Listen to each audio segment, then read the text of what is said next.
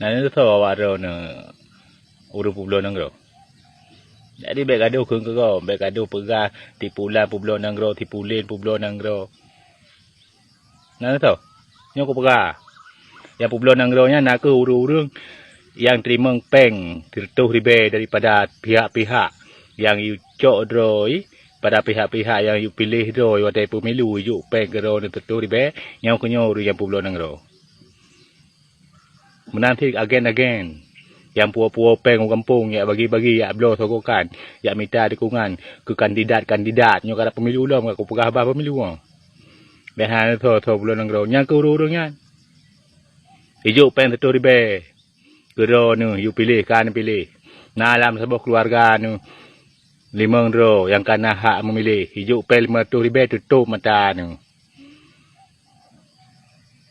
Nyo yang pulau-pulau nangro. Jadi urung pulau nangro nak ke urang yang hana fikir kepentingan nangro. Yang hana fikir kepentingan bangsa, yang hana fikir kepentingan perubahan ku nyo mada dijuk ngan 30 ribu tabuh suara, nyo urung pulau nangro. Jadi bet salah pegah. Gaduh ke publaunya pulau je. Draw dia nak terima thogok tiap pemilu hana berkele. Padahal draw dia pulau nangro. Hana macam peng bijil bab ijo uja kerung ijo thaka ijo thiru ijo. Ati nama dijo nya na diharap untuk dipilih ji nyan tetap thogok. Hukum thogok lah bagamai tilam urun terima urun jo. Nyo sama hukum Allah Taala nyo paling hina. Tiga truk ulang.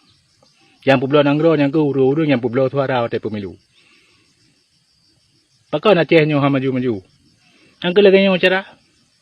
Ubena pimpinan ubena pegawai yang tim-tim boh nyo keh na ubah mandum. Besalan tu ka pegah ke pegah hagop. Keh na. Ada nama merata doi thogok iji rumput jabatan dengan sebab itu kok nyo mandum-mandum iji perle tarik modal.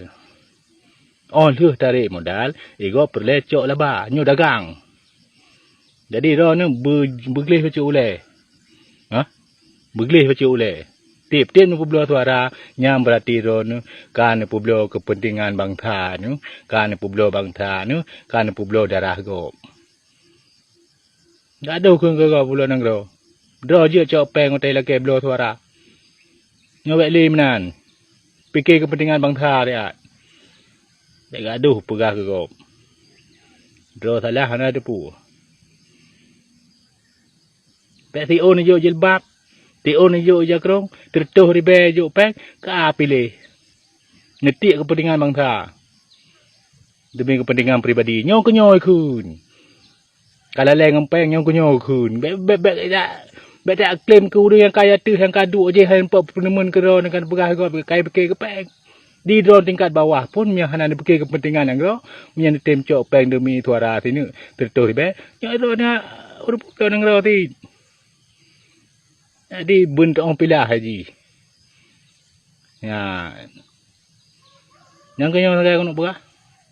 Jadi mengaglih, mengajelas. Yang teh hurung pulau nangro dan yang teh hurung pegala nangro.